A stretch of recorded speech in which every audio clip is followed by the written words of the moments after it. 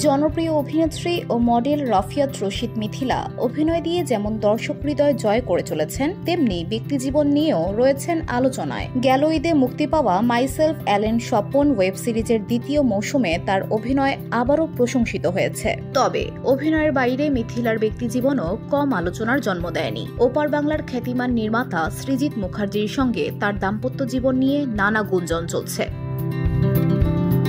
শোনা যাচ্ছে তাদের সম্পর্ক নাকি ভালো যাচ্ছে না, আর সে কারণেই মিথিলা বর্তমানে বেশিরভাগ সময় বাংলাদেশেই কাটাচ্ছেন।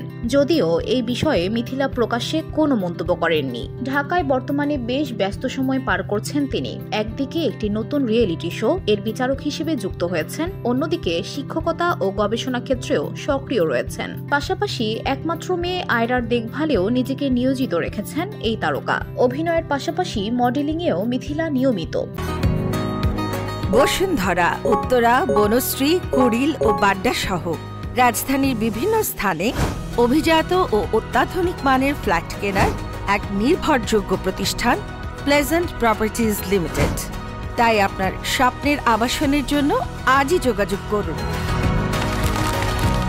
Pleasant properties limited, where destiny matches eventually. সম্প্রতি দ্রৌপদীর শাড়ি থিমে একটি ফটোশুট করেছেন তিনি, যা সামাজিক মাধ্যমে রীতিমতো ভাইরাল হয়ে গেছে। কমলা রঙের সুতি শাড়ি, খোলা আঁচল, স্লিভলেস ব্লাউজ ও লাইট মেকআপে মিথিলাকে দেখলে মনে হবে যেন পৌরাণিক দ্রৌপদীর আধুনিক রূপে আবির্ভাব। হাতে বালা, পলা আর চোখে মায়াময় চাহনিতে নতুন এক মোহ ছড়িয়েছেন তিনি। এই ছবি প্রকাশের পর এক নেটিজেন বুদ্ধদেব বসুর দ্রৌপদীর শাড়ি কবিতার পঙ্ক্তি উল্লেখ করে বলেন, রোদ্দুরের আঙুলে আঁকা মেঘের চেরা হঠাৎ খুলে দিল স্মৃতির অন্তহীন ফিতে, এমনি এক মেঘলা দিন সীমান্তের শাসনহীন।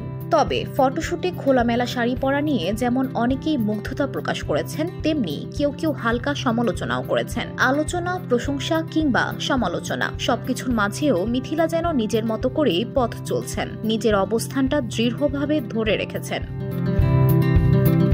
VOD Bangla news desk.